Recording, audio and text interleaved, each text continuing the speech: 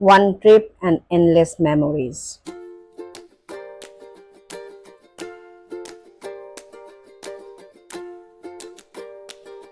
Good morning everyone. আজ থেকে আমাদের ভ্রমণ যাত্রা শুরু হলো। এই শিলিগুড়ি থেকে স্টার্ট করলাম আমরা নৈনিতাল যাওয়ার জন্য। তখন ঘড়িতে সময় 6:24 আমরা শুরু করেছি। আমরা হয়তো আজকে সারা দিনটা গাড়িতেই থাকবো। আজকে তো পৌঁছানো যাবে না, 2 দিন লাগে সময়। তো আজকে আমরা হয়তো রাত্রিবেলায় অযোধ্যা অবধি পৌঁছে যাব। রাত্রি হয়তো 11টা বাজবে। তো ওখানেই আমরা স্টে করব। দেখা যাক তারপরের দিন বেরোবো কিনা জানি না, সব জানাবো।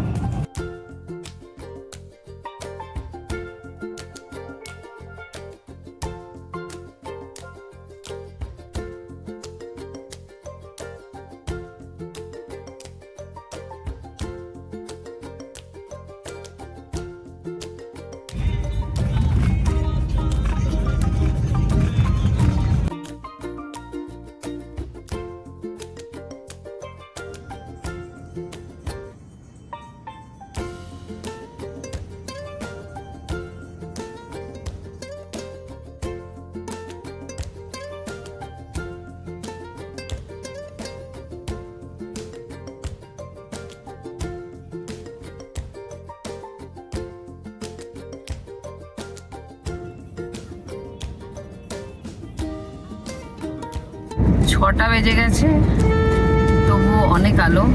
এই আমার উত্তরপ্রদেশে ঢুকে গেছি বিহার থেকে।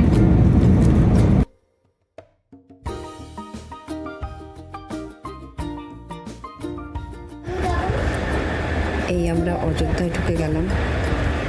অনেকটা রাতই হলো, আমাদের 11টার বেশি বেজে গেল। আমরা এন্ট্রি করার পরেই আমরা একটু গাড়িটা পার্ক করে আমরা হোটেল খুঁজবো, কারণ আমরা আগের থেকে এই হোটেল পেয়েছিলাম। Good morning everyone. এই আমরা হোটেল ছাড়ছি এখন। এখন আমরা কোথায় যাচ্ছি বলো? এখন মন্দিরে না মন্দির, ঠিক আছে। আমাদের হোটেলটার নাম ছিল কৃধা প্যালেস। এদের হসপিটালিটি খুব সুন্দর ছিল। আমরা বেরোনোর সময় আমাদের একটা গিফটও করেছে। শ্রী রাম রামা আর হনুমানের ছবি গিফট করেছে। খুবই ভালো লাগলো সত্যি। হোটেল থেকে চেক আউট করলাম, গাড়িটা রেখে দিয়েছি ওখানে। কি রৌদ্র, প্রচুর রৌদ্র। আমাদের হোটেলটা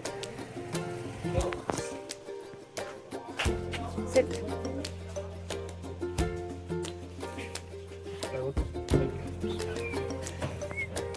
টোটোতে বসলাম। ইয়ে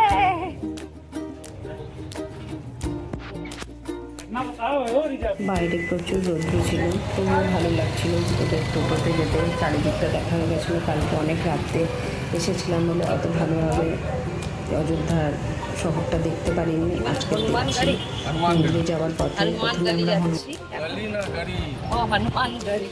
ওকে, হনুমানগড়ি যাচ্ছি। হনুমানগড়ি দর্শন, তারপরে রাম মন্দির দর্শন। আমরা এখন যাচ্ছি হনুমানগড়ি, কারণ এখানে বলা হয় হনুমানের পারমিশন না নিয়ে রামলালার সাথে দেখা করতে যাওয়া যায় না। তো আগে আমরা যাব হনুমানগড়ি, তারপরে রামলালার দর্শন হয় কি না দেখা যাক। হ্যাঁ, কারণ শনিবার প্রচণ্ড ভিড় আজকে। হ্যাঁ, কালকে রাতে আমাদের হোটেল পেতেও খুব প্রবলেম হচ্ছিল। প্রচুর হোটেল ঘোরার পরে গিয়ে একটা ভালো হোটেল পাওয়া গেছে। যাই হোক, আমরা আজকে দর্শন করে আজকে আমরা রওনা দেবো আমাদের পরবর্তী গন্তব্যস্থল, যেটা নৈনিতাল। হয়তো আমরা একবার লখনৌ ভিজিট করব। লুলু মলটা লখনৌয়ের খুব ফেমাস। হ্যাঁ, ওখানে ভিজিট করে একটু ঘুরে তারপরে ওখান থেকে রওনা দিয়ে চেষ্টা করব হলদওয়ানিতে স্টে করার। দেন আবার কালকে স্টার্ট করব নৈনিতালের জন্য। মানুষটা রেস্ট নিচ্ছে, দেখুন কিরকম পজিশনে। চলো। এই এখন আমরা ঢুকে গেলাম হনুমানগাড়ির রাস্তায়। দেখুন আপনারা সব পুরনো এখানকার বাড়িঘর ভেঙে পড়ে আছে, অনেক পুরনো। এগুলো মোটামুটি 200-250 বছর পুরনো হবে বাড়িঘর। হ্যাঁ, এই আমরা এখন যাচ্ছি হনুমানগাড়ির দিকে। খুব গরম, প্রচণ্ড গরম, তাও সাহস করে বেরালাম। দেখা যাক হনুমানজির সাথে দেখা হয় কিনা। এক্সপ্লেন করলো, খুব ভিড় ছিল কিন্তু ভালো লাগছিল, কোনো খারাপ লাগছিল না। সব লোকেরা জয়ধ্বনি দিচ্ছিল, জয় শ্রীরাম বলে অনেক কিছু বলছিল। তার সঙ্গে সঙ্গে খুবই ভালো লাগলো, খুব ভালো দর্শন হলো, প্রসাদ পেলাম, দর্শন খুব ভালো হলো। হনুমানগড়ি থেকে আমরা রামলালার সঙ্গে দর্শনের জন্য বেরোলাম। ওখানেও প্রচুর ভিড় ছিল। অযোধ্যা থেকে বেরিয়ে পড়লাম অনেক আনন্দ নিয়ে। অনেক বছর ধরে ইচ্ছা ছিল অযোধ্যায় রাম মন্দির দর্শন করা, হয়ে গেল। খুব সুন্দর একটা এক্সপিরিয়েন্স গ্যাদার করলাম এই সামার ব্রেকে। প্রতি বছর আমরা সামার ব্রেকে কোথাও না কোথাও বের হই, সেটা পুরোটাই 3 বছর ধরে হচ্ছে। লাস্ট ইয়ার আমরা স্পিটি কভার করেছিলাম, এবার আমরা ছোট্ট ট্যুর করেছি নৈনিতাল যাওয়ার জন্য। যাই হোক, খুব ভালো হলো। এই আমরা বেরোচ্ছি। এই অযোধ্যাটাও অনেকটা যানজট হয়েই থাকে, সাধারণত শহরগুলোতে আজকাল তাই হয়। বাট শহরটা খুব সুন্দর করে সাজানো হয়েছে, দেখতেই পাচ্ছেন। এই এটা হলো বেরোনোর পথটা, খুব সুন্দর সাজানো। প্রতিটা কৃষ্ণের এক একটা লীলা, হনুমানজির কিছু কিছু লীলা ছবিগুলো দেওয়ালে, প্রতিটা সাইডে দেওয়ালে পরিস্ফুটিত করা হয়েছে। অনেক আর্ট করা হয়েছে। এটা হলো বাহির পথটা, খুব সুন্দর। ধরম পথ বলে লিখিত আছে। ধরমের প্রতিটা কালার দিয়ে আর্টও করা রয়েছে, অনেক মানে রয়েছে, যেগুলোর মানে আমি সবটা জানি না। এটা এখন আমরা কোথায়? লখনৌতে লুলু মলে আমরা পৌঁছে গেছি। এই জাস্ট আমরা পৌঁছালাম। ঘড়িতে টাইম এখন 4:20। জানি না এখান থেকে কটার সময় বেরোবো, কিন্তু পৌঁছে গেলাম লুলু মলে। খুব ইচ্ছা ছিল মলটা দেখার, এই পৌঁছালাম। এই হলো মল, জাস্ট দেখবো একটু ঘুরে মলটা।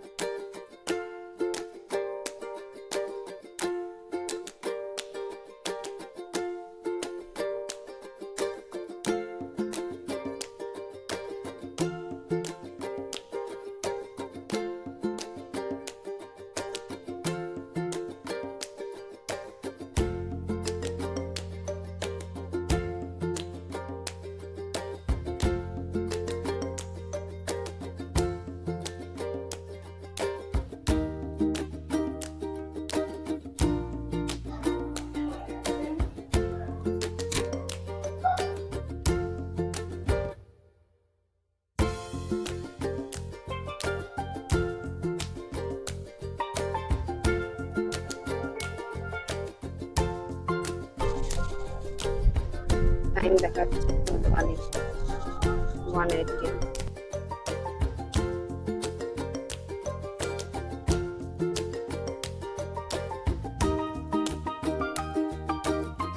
বারেলি মোড়ে আমরা ছিলাম। এটা হলো সেই হোটেলটা যেখানে রাত থেকেছি। বেলা বাজে এখন 12:15। আমরা বেরোচ্ছি নৈনিতালের জন্য।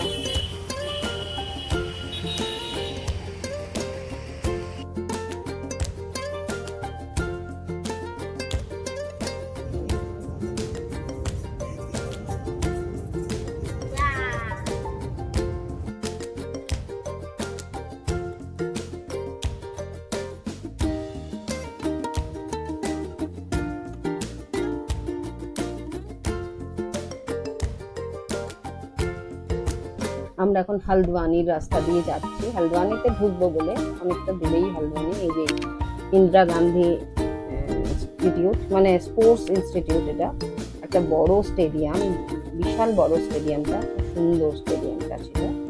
এই এখন আমরা হালদওয়ানি দিয়েই যাচ্ছি, পাহাড় ছুঁই ছুঁই। এখনো তরাই অঞ্চলেই রয়েছি আমরা, এই ঢুকবো বলে।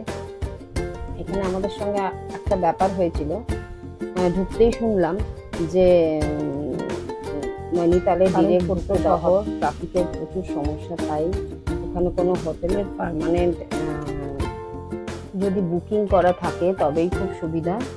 ওরা পারমিটটা দেখে যে ওই হোটেলে কোনো গাড়ি পার্কিং আছে কিনা, কার পার্কিংয়ের ব্যবস্থা আছে কিনা, সেই ব্যবস্থা তবেই। তা পথে আমাদের একটা ফ্যামিলির সঙ্গে দেখা হয়, তারা জয়পুর থেকে এসেছিলো, এই ফ্যামিলিটা। ওরা ওদের বুকিংটা আমাদের মানে হোয়াটসঅ্যাপে পাস করে দেয় যাতে আমরা দেখাতে পারি। তাই ওই বুকিং স্লিপটা দেখেই আমরা নৈনিতালে প্রবেশ করি। আমরা নৈনিতালে প্রবেশ করে ভালোই একটা হোটেলের সন্ধান পাই। খুব সুন্দর হোটেলটা ছিল, হোটেল মহারাজা। অ্যাম্বিয়েন্সটা খুব ভালো ছিল। আমি কয়েকটা ছোট ছোট ভিডিও করেছি এখানে। আর এখান থেকে ব্যালকনি থেকে লেকটা খুব সুন্দর দেখা যায়, নৈনিতাল লেকটা। আমরা একটু দিনে দিনে আলোতে